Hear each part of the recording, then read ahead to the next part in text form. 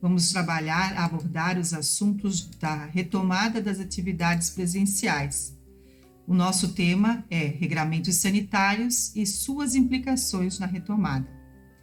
O nosso primeiro ponto de partida são as legislações. Precisamos conhecer e aprofundar cada uma delas. A primeira legislação pertinente é a Lei 18.032, que foi aprovada e sancionada em 8 de 12 de 2020. Ela estabelece a essencialidade da educação na situação de calamidade pública durante a pandemia da Covid-19. Após a publicação da lei, o Decreto Governamental 1003 normatiza os regramentos básicos para atividade presencial. Precisamos conhecer ainda a Portaria número 750, de 25 de setembro de 2020, que normatiza as comissões municipais e escolares e traz a obrigatoriedade e o modelo do Plancom Edu Covid-19. A Portaria 983 de 2020, de 15 de dezembro de 2020, detalha todos os procedimentos e regramentos sanitários pertinentes às atividades. E é com ela que vamos trabalhar hoje. Vamos trabalhar todos esses detalhamentos sanitários e o que isso implica na organização da escola. Um ponto de destaque que a legislação traz, principalmente na Portaria 983, é a capacidade de atendimento do estabelecimento de ensino. Nós temos a matriz de risco potencial e ela é dividida em níveis, né? Um dos níveis é o gravíssimo, mais alto, com mais nível de transmissibilidade da Covid-19. Neste nível, as escolas poderão atender aos seus estudantes até 50% das matrículas ativas do turno de funcionamento, desde que respeitados o distanciamento social, já previsto durante toda a legislação. Isso tudo precisa estar previsto no plano de contingência. A gente precisa deixar claro quais os grupos de atendimento prioritários na matriz de risco gravíssima, visto que, se eu tenho uma escola com 100 alunos matriculados no período matutino, eu vou atender naquele período apenas 50 alunos. Então, a gente precisa organizar essa logística dentro da unidade escolar. Já nos níveis de avaliação de risco grave, alto e moderado, o atendimento fica restrito ao distanciamento social. Então, a gente precisa calcular a capacidade do estabelecimento pelo tamanho da sala de aula. Por exemplo, uma sala de aula com 48 metros quadrados, eu poderia colocar até 14 a 15 alunos dentro de sala, dependendo do mobiliário existente naquele espaço. Também precisa estar lá previsto no Plancom Edu. Eu destaco aqui a matriz de risco potencial, que todos já devem conhecer e acompanhar, que ela sai semanalmente, né? Essa que eu estou apresentando é a matriz de risco do dia 19 de janeiro. E aonde que a gente encontra, né, essa matriz? Ela está no site www.coronavírus.sc.gov.br. Ela é atualizada toda semana nas quartas-feiras. E qual que é o protocolo, então, da escola, caso a região de saúde onde a escola está inserida passar de um nível para outro, ou seja, passar do nível grave, alto ou moderado para um nível gravíssimo. Nós temos 2 dias úteis para estar fazendo as readequações necessárias e atender a partir da próxima semana, então, no total de matrículas de 50%, conforme já falei anteriormente. Então, por isso que precisa já estar previstos os procedimentos no Plancom Edu, para que não haja aquela insegurança a cada momento da mudança da matriz de risco. Um aplicativo muito bacana que vocês podem estar usando para calcular a quantidade de pessoas que comporta cada espaço é o www.salaplanejada.unifesp.br.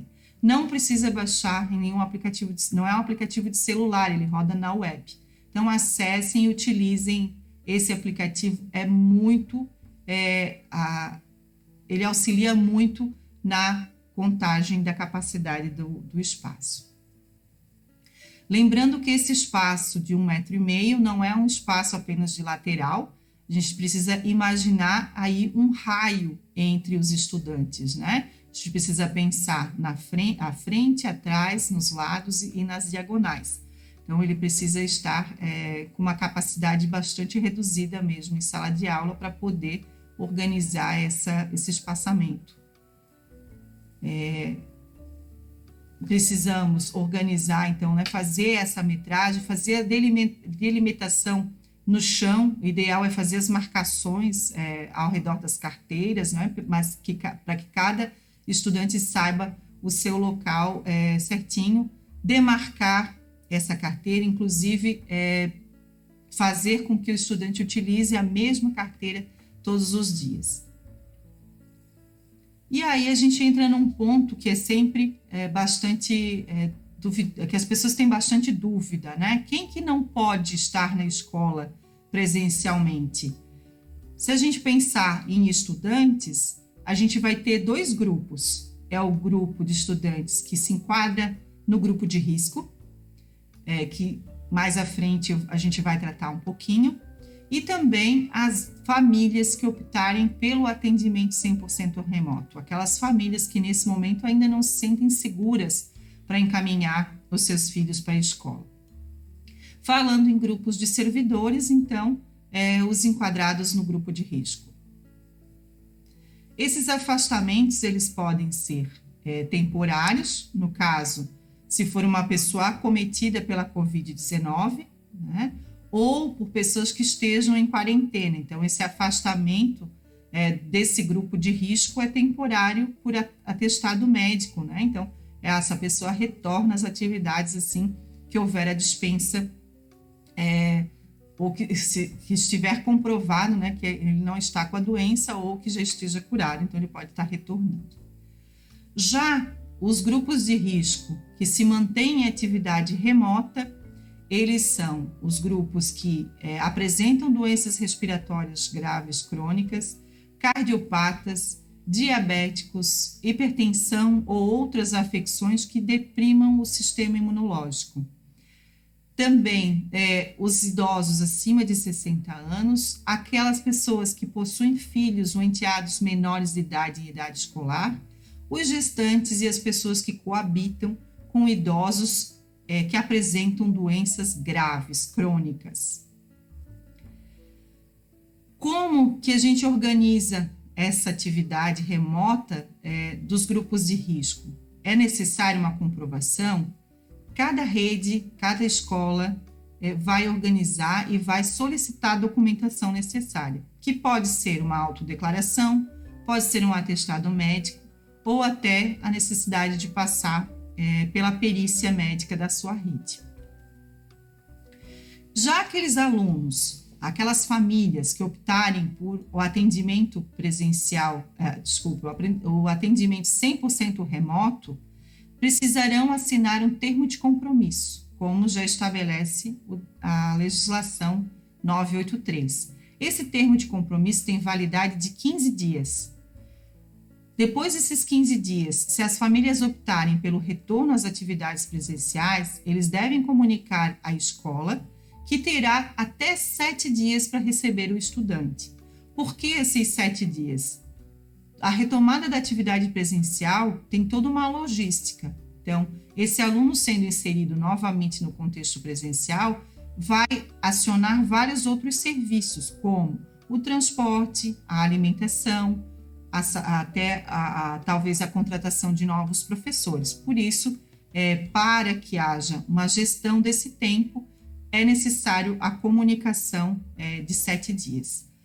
Esse termo de compromisso precisa ser renovado a cada 15 dias.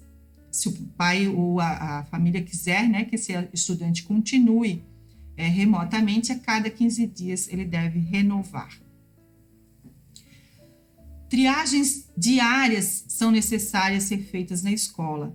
Questionários ou a utilização de algum tipo de aplicativo, algum formulário com perguntas básicas sobre possíveis sintomas devem ser feitos todos os dias para os alunos que estão chegando à escola, aos servidores que estão chegando à escola.